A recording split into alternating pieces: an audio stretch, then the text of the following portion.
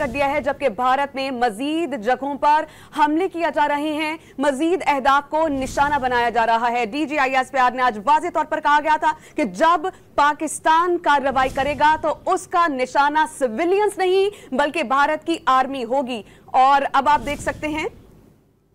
बुनियान मरसूस का मतलब है एक आहनी दीवार, और इसका जो अल्फाज हैं उसे कुरान करीम से लिया गया है। मुकद्दस किताब हमारी जिसे टारगेट किया गया, मसाजिद में शहीद करने की कोशिश की गई। भारत में अब पाकिस्तान की जानिब से मुतादिद अहदाफ को निशाना बनाया जा रहा है, और जो ऑपरेशन शुरू किया गया है पाकिस्तान की जानिब से भारत के खिलाफ, उसे बुनियान मरसूस का नाम दिया गया है। कुरान करीम की आयत में इसे बुनियान मरसूस कहा गया है, जिसका मतलब आहनी दीवार है। यानी पाकिस्तान ये बताना चाहता है कि हमारी सरहदें महफूज हाथों में हैं और हम अपनी सरहदों की हिफाजत करना जानते हैं। पाकिस्तान एक आजाद, खुद मुख्तार न्यूक्लियर पावर है। किसी ने हमारी सरहदों में दाखिल होने की कोशिश की तो पाकिस्तान भरपूर जवाब देगा, और अब पाकिस्तान की जानिब से जवाब दिया जा रहा है। मोहम्मद अली दिफाई तज्जियाकार हमें ज्वाइन कर चुके हैं, इस पर उनसे बात करेंगे। मोहम्मद अली साहब, आप ये बताइएगा कि पाकिस्तान ने बहुत सब्र और तहम्मुल का मुजाहिरा किया, और अब जब सब्र का पैमाना लबरेज हो गया है तो अब जवाबी कार्रवाई की जा रही है। क्या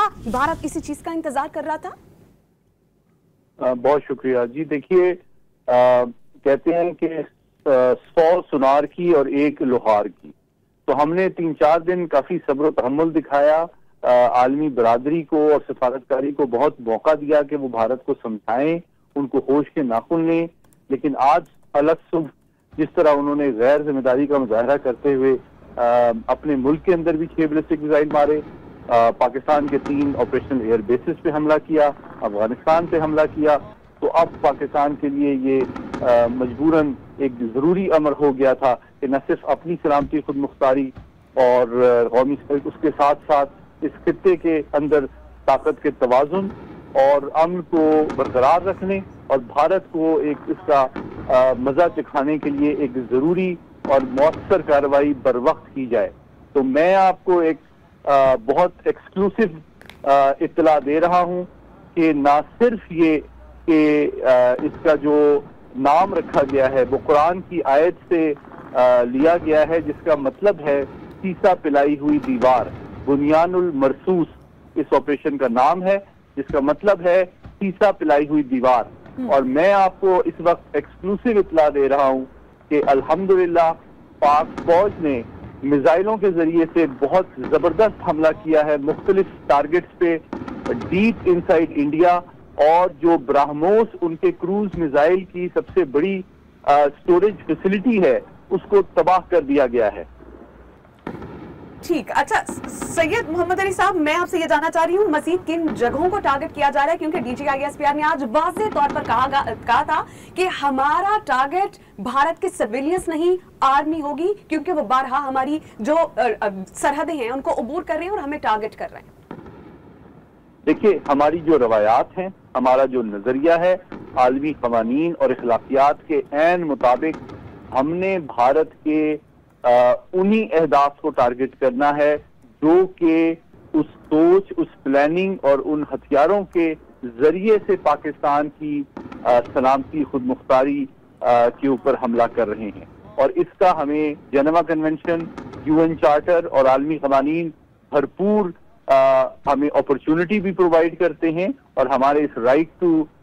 डिफेंड अवरसेल्व्स को प्रोटेक्ट भी करते हैं। तो हमने कानूनी तौर पे बिल्कुल अपनी जिम्मेदारी और हक इस्तेमाल करते हुए डायरेक्टली उन अहदाफ को निशाना बनाया है और बहुत कारी जरब लगाई है स्टोरेज फैसिलिटी ऑफ उनका जो सबसे सरमाया इफ्तिखार सुपरसोनिक क्रूज मिसाइल है ब्राह्मोस,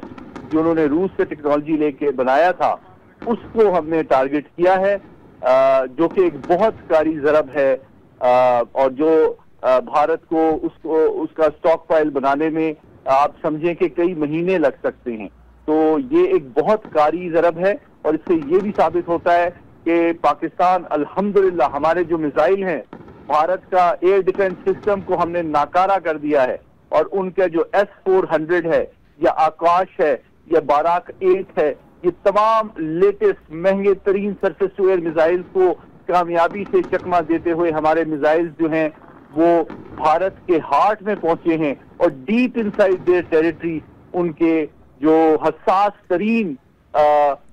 साइट है जहां पे वो स्टोर करते हैं, तमाम जखीरा करते हैं ब्रह्मोस मिसाइल जो तैयार होते हैं, जिनको इस्तेमाल किया जाता है या किया जा सकता है, तो उनको तबाह कर दिया गया है। इसका मतलब ये है कि जो उनकी फ्यूचर में पाकिस्तान के खिलाफ ब्रह्मोस मिसाइल इस्तेमाल करने की अहलियत और सलाहियत है, उस पे बहुत कारी जरब लगाई गई है। अच्छा सैयद मोहम्मद अली साहब, मैं आपसे जानना चाह रही हूँ कि DGISP ने वाज़ेह तौर पर कहा था कि हमें प्रोवोक ना किया जाए, वरना भारत को दिखाने की जरूरत नहीं पड़ेगी, दुनिया देखेगी कि हम भारत के साथ क्या करेंगे। क्या कहिएगा इस पर?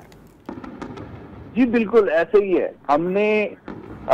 भारत को वहां पे जरब लगाई है जो वो तारीख उसको याद रखेगी, भारत भी उसको याद रखेगा। मेरे पास कुछ और भी इतलात हैं जिनकी तस्दीक होना अभी बाकी है, लेकिन बाज इतलात के मुताबिक नई दिल्ली में भी कुछ टारगेट्स का चुनाव किया गया है और एक दो और भी जगहों पे बड़े अहम टारगेट्स को निशाना बनाया गया है। लेकिन जैसे ही उसकी तस्दीक होती है तो मैं आपको ये मालूमात शेयर करूंगा। लेकिन इस वक्त मैं पूरी पाकिस्तानी कौम को मुबारकबाद देता हूं कि हमने जवाबी कार्रवाई में चंद मिनट के अंदर भारत के हार्ट में डीप इनसाइड देयर टेरिटरी जो ब्रह्मोस मिसाइल है, आपको याद होगा चंद साल कबल जो इनसे गलती से लॉन्च हो गया था और पंजाब में आके गिरा था, हमने उस वक्त माफ किया उनको सिर्फ इसलिए क्योंकि उन्होंने माफी मांगी थी। और मैं जाती तौर पे आपको बताना चाहता हूँ, लेकिन मैंने कहना था, मैं आपको यहाँ पे टोकूंगी सैयद मोहम्मद अली साहब, ये कैसी रियासत है जो अपने सिस्टम को संभाल नहीं पाती? मतलब इतनी गैर जिम्मेदाराना हरकत, क्या आप कहीं हमसे गलती से चल गया था ये? देखें, यही तो मैं समझता हूँ कि उस वक्त भी वो इतनी गैर जिम्मेदारी का मुजाहरा करें कि आप एक एटमी ताकत हैं और आपके मिसाइल गलती से चल जाते हैं, और अभी आप बुखलाहट में अफगानिस्तान पे भी मिसाइल मार रहे हैं, अपने मुल्क के अंदर भी मशरकी पंजाब में अमृतसर और दीगर सिख आबादी के शहरों पे आपने आज 6 बैलिस्टिक मिसाइल मारे हैं, अफगानिस्तान पे मारे हैं, पाकिस्तान के 3 बेसिस पे आपने हमला किया है। तो बुनियादी तौर पे तो आपने पूरे खित्ते में जंग छेड़ दी है, और तो ये वो बुखलाहट है जिसका वो भरपूर अंदाज में दुनिया के सामने मुजाहरा कर रहे हैं। और मैं समझता हूँ कि इससे ये साबित होता है कि भारत सिर्फ पाकिस्तान नहीं बल्कि पूरे खित्ते और आलमी अमन सलामती के लिए एक बड़ा खतरा बन चुका है, जिससे निपटना पाकिस्तान तो सिर्फ इसका सफ़े अव्वल का इस खतरे के सद्देबाब में अपना किरदार अदा कर रहा है। लेकिन मैं समझता हूँ आलमी बरादरी और दीगर जो जिम्मेदार पुरअमन ममालिक हैं, उनकी भी जिम्मेदारी है कि भारत जो कि उसके बढ़ते हुए खतरे से आलमी अमन और सलामती को जो खतरात दरपेश हैं उसके लिहाज से सद्देबाब किया जाए, उनको ये टेक्नोलॉजी और इस तरह के हथियार न दिए जाएं जिसको वो इतने गैर जिम्मेदाराना अंदाज में